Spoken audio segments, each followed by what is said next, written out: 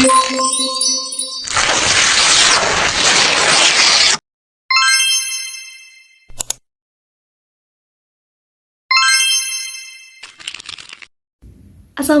warahmatullahi wabarakatuh. Halo semuanya, perkenalkan nama saya Anggita Pusumargarini dengan NIM C24012011017 dari Departemen Manajemen Sumber Daya Perairan. Saya dari kelompok 5 dengan asisten yaitu Kak Karisma. Baik, pada kesempatan kali ini saya akan menjelaskan video terkait micro teaching sistem informasi sumber daya perairan. Pada kesempatan kali ini juga, saya akan menjelaskan terkait materi sistem informasi geografis serta pendemonstrasiannya melalui suatu program yang dikaitkan dengan salah satu software bernama QGIS. Baiklah, langsung saja simak video berikut ini.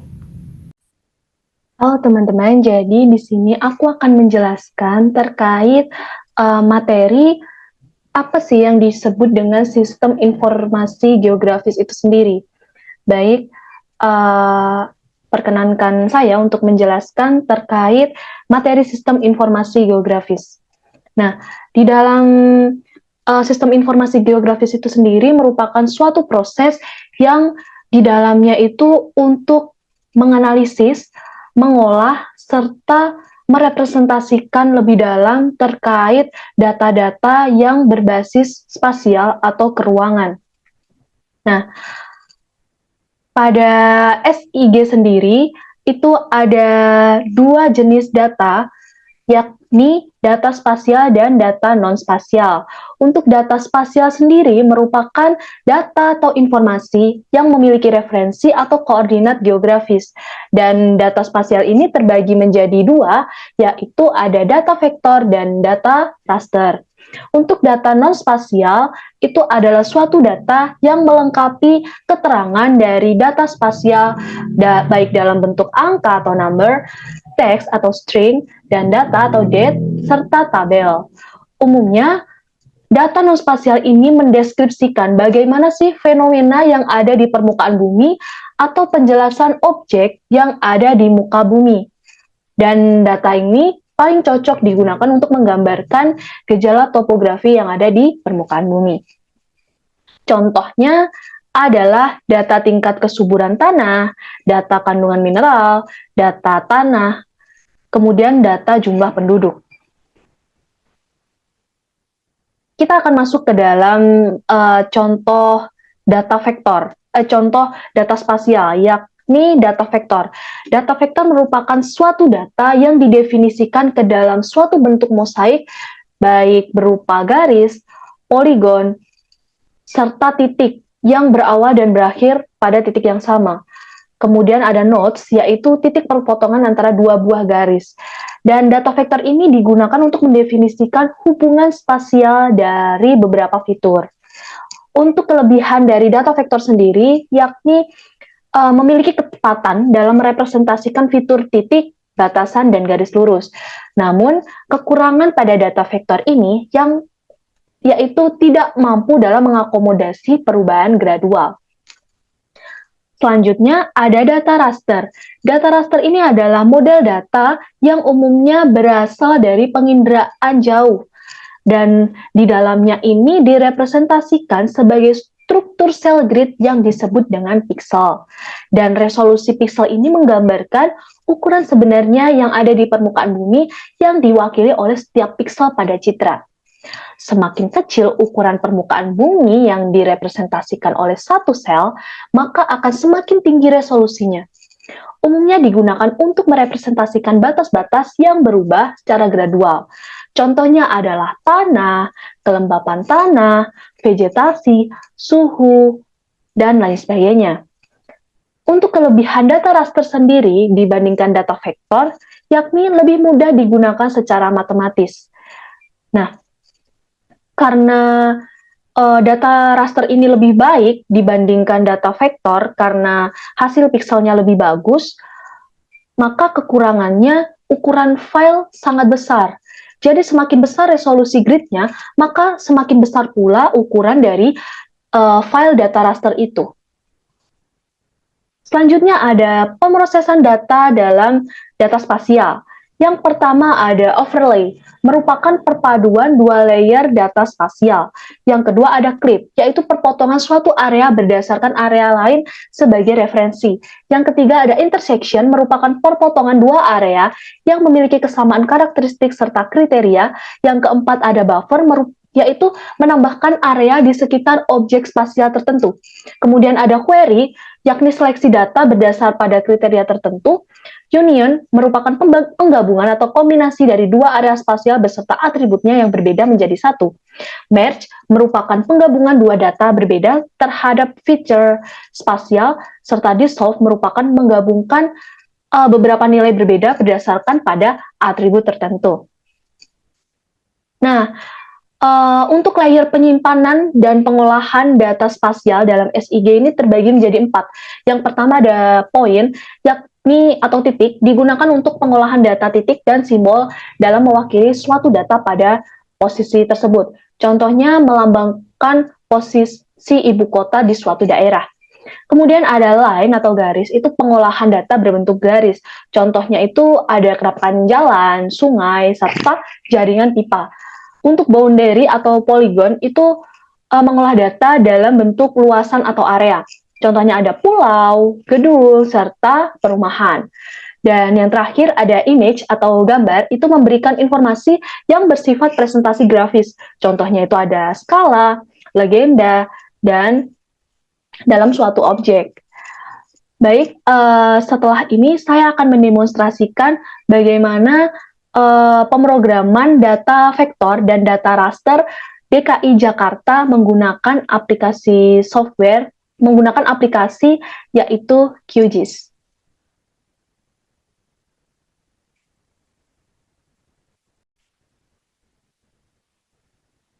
Baik, di sini saya akan mempraktikkan pembuatan program data vektor dan data raster dari DKI Jakarta. Nah, untuk langkah-langkah yang diperlukan, yang pertama kita akan membuka aplikasi QGIS terlebih dahulu.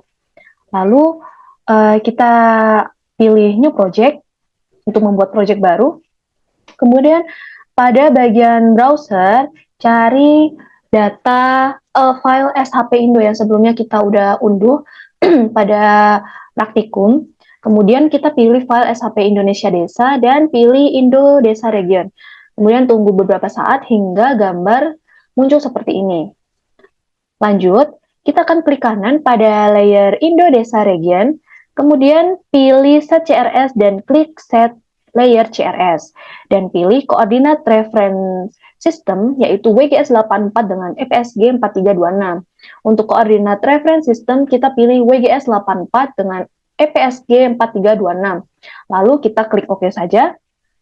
Selanjutnya, untuk layer Indo Desa Region ini kita klik kanan dan pilih menu filter. Nah, selanjutnya muncul tampilan ini, query border ini. Lalu kita masukkan values yaitu DKI Jakarta. DKI Jakarta ini. Lalu pada bagian filter expression, provider specific filter expression ini, di antara provinsi dan DKI Jakarta ini, kita beri tanda sama dengan. Lalu kita klik OK.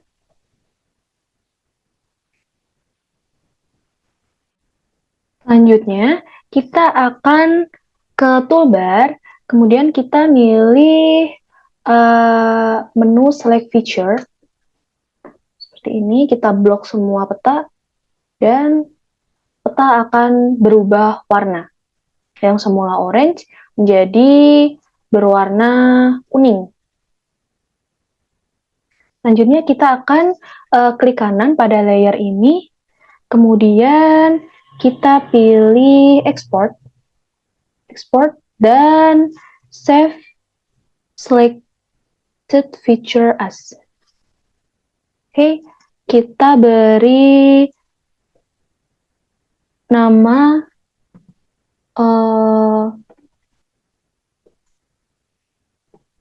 peta DKI Jakarta dengan format S3 shape file.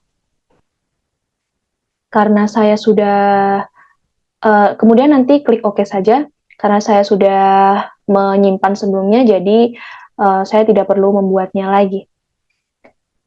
Lalu, kita lanjutkan kembali.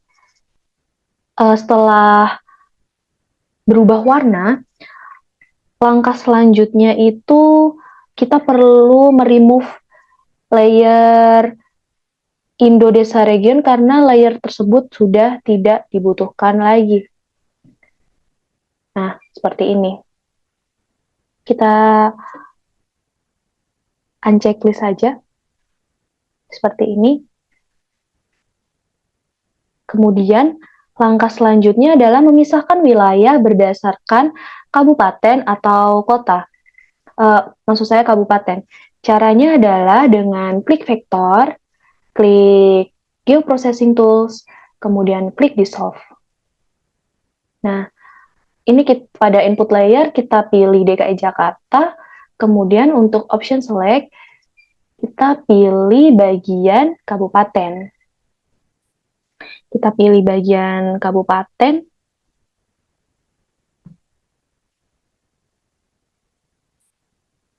Selanjutnya klik OK. Nah, setelah itu kita akan run hasilnya. Nah, nanti akan muncul layer baru yaitu Dissolve. Nah, karena saya sebelumnya sudah membuat, maka ini kita remove saja. Oke. Setelah kita run tadi hasilnya seperti ini. Ini kita remove saja ya. Oke. Nah, ini merupakan peta DKI Jakarta yang sudah dibagi berdasarkan kabupaten. Lalu langkah selanjutnya adalah membuat layer baru dengan nama DKI Kota yang dapat kita lakukan dengan cara klik kanan pada layer Dissolve. Sebelumnya untuk layer DKI Jakarta kita unchecklist saja. Kemudian kita pilih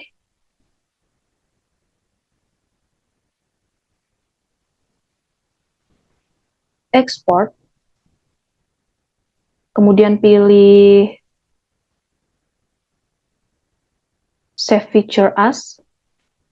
Kemudian beri nama DKI Kota dengan format S3 shapefile. Kemudian kita klik OK saja. Karena saya sudah membuat, maka langsung aja. Baik.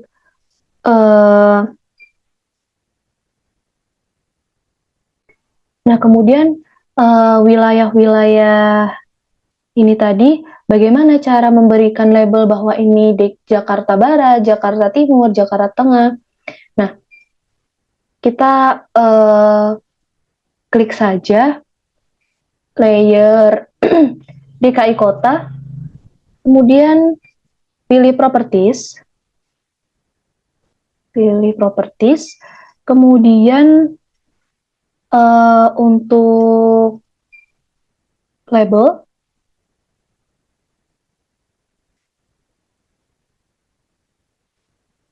pilih single label. Pilih single label, kemudian values-nya kabupaten,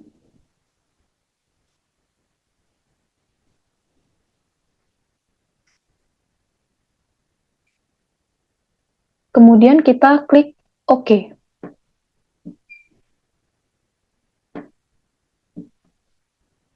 Kemudian kita langsung klik OK saja. Jangan lupa ini formatnya pilih yang ABC Kabupaten. Biar nanti langsung muncul tulisannya. Oke, langsung muncul. Kemudian langkah selanjutnya adalah menambahkan atribut dengan cara klik kanan pada layer DKI Kota, lalu pilih Open Attribute Table.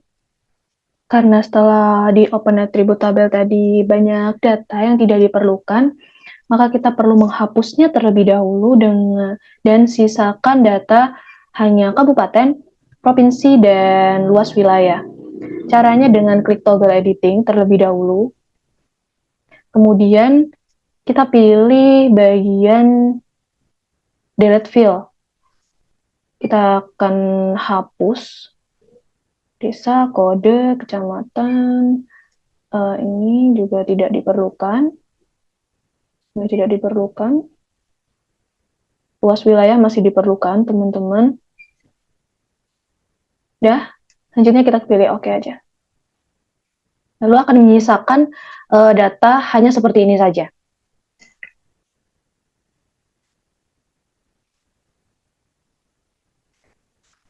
Udah. Kemudian, oke. Nah,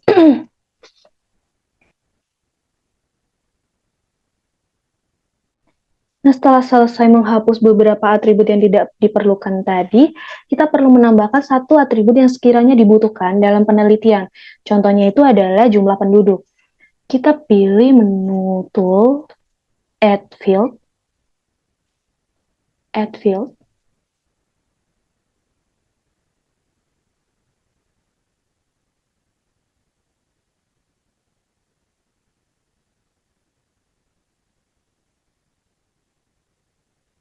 Add field, lalu kita isi judul atribut yang akan ditambahkan. Misal kita ingin menambahkan jumlah penduduk. Lalu untuk komennya kita masukkan jumlah penduduk. Type-nya tetap number integer dan length-nya kita masukkan 6. Klik OK. Oke. Setelah berhasil,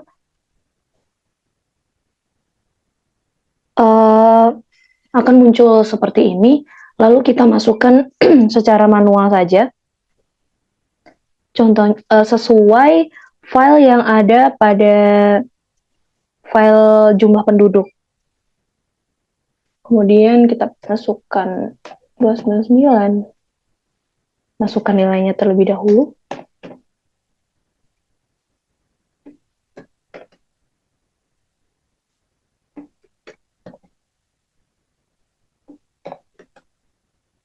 Oke. Kalau sudah seperti ini,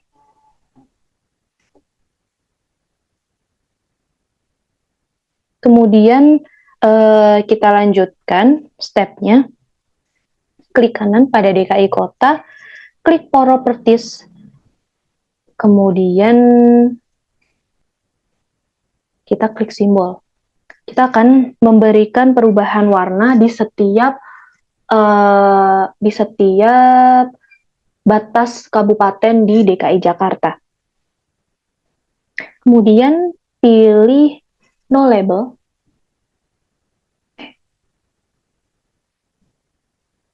Pilih categorize. Kemudian value-nya kita pilih yang 123 jumlah penduduk. Oke. Lalu kita masukkan warna-warna yang kita inginkan.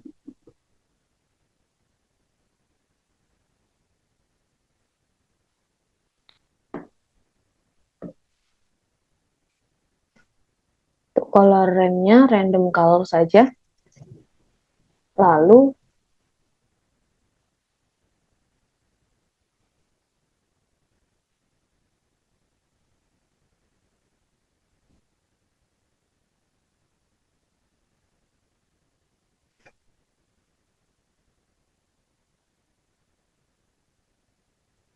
kita pencet classify terlebih dahulu, maka akan muncul warna-warnanya.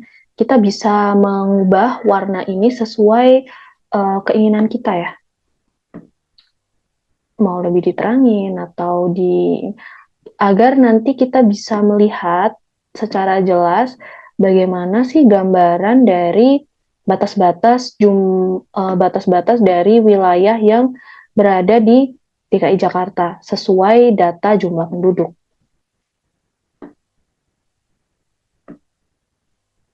Oke, kalau sudah kita klik OK saja. Nah,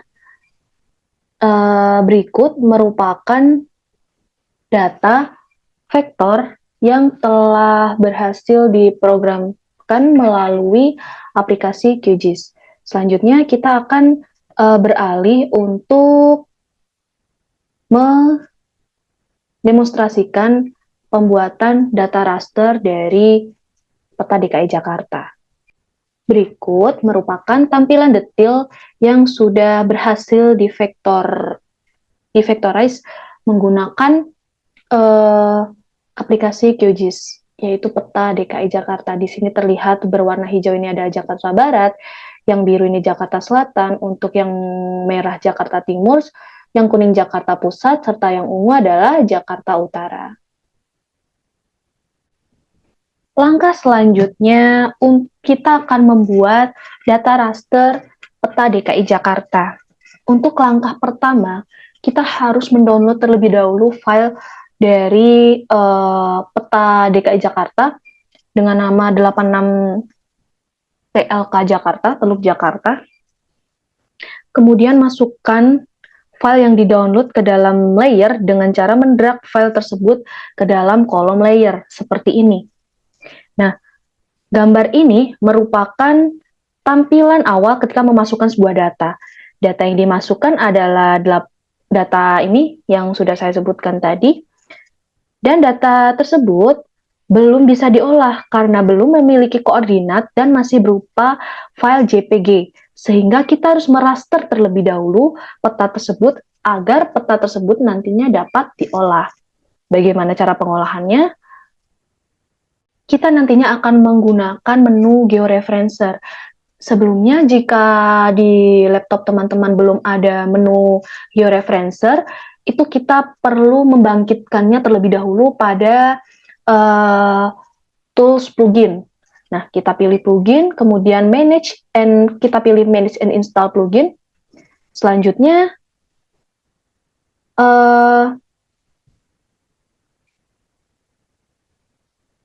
kita pilih bagian georeferencer ini GDAL. Lalu kalau sudah, kita balik lagi ke menu raster, kita pilih georeferencer. Nah, seperti ini kita akan open raster terlebih dahulu. Lalu pilih file 86 Teluk Jakarta. Nah, maka akan muncul tampilan seperti ini. Nah, kita akan membuat titik koordinat. Sebelum membuat titik koordinat, pastikan pengaturan settingnya telah sesuai format yang diajarkan. Ubah transformation type menjadi linear, kemudian metode contoh ulang menjadi kubik, kemudian targetnya SRS ke WGS 84, kemudian klik OK. Seperti ini. Nah, kemudian kita perlu memberikan koordinat-koordinat di setiap pojok dari peta tersebut. Berikan di setiap pojok kanan peta ini suatu titik koordinat. Langkah berikutnya yaitu dengan memasukkan koordinat X dan Y di setiap pojok peta. Untuk pojok kiri atas dimasukkan koordinat 107, 01, 35, 225 dengan Y minus 5,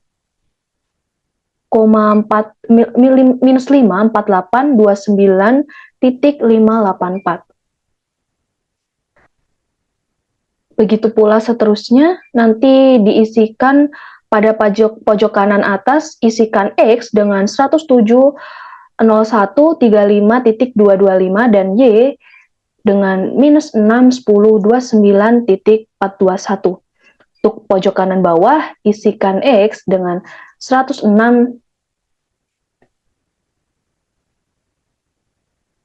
32, 05, 451, dan Y sama dengan sekian. Setelah semuanya sudah dimasukkan nilainya, kemudian kita klik saja OK.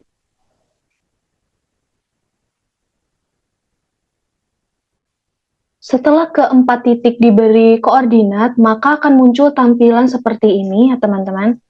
Kemudian kita perlu merubah transformasi peta ini dengan cara klik transformation setting, kemudian rubah bagian transformation tab ke polinomial 1. Kemudian kita klik save. Hal tersebut dilakukan untuk mengecek apakah titik koordinat yang kita input itu sudah benar atau belum. Lalu kita klik OK saja. Selanjutnya, peta yang telah diberikan titik koordinat kita proses dengan cara klik Start Georeferencer, lalu tunggu hingga proses mencapai 100%. Nah, untuk hasilnya, maka akan muncul tampilan seperti ini. Peta yang semulanya tidak memiliki koordinat, sekarang sudah memiliki koordinat dan dapat diolah. Peta tersebut berubah menjadi jenis data SHP dan dapat diolah tergantung keperluan penelitian. Peta di atas juga mulanya menghadap ke atas dan sekarang berubah menjadi miring. Hasil akhir peta terlihat pada gambar tersebut. Nah, gimana teman-teman penjelasan dari video aku tadi? Semoga bisa menambah wawasan untuk kita semua ya. Baiklah, sekian materi yang bisa saya sampaikan terkait sistem informasi geografis. Semoga bisa bermanfaat bagi kita semua. Wassalamualaikum warahmatullahi wabarakatuh.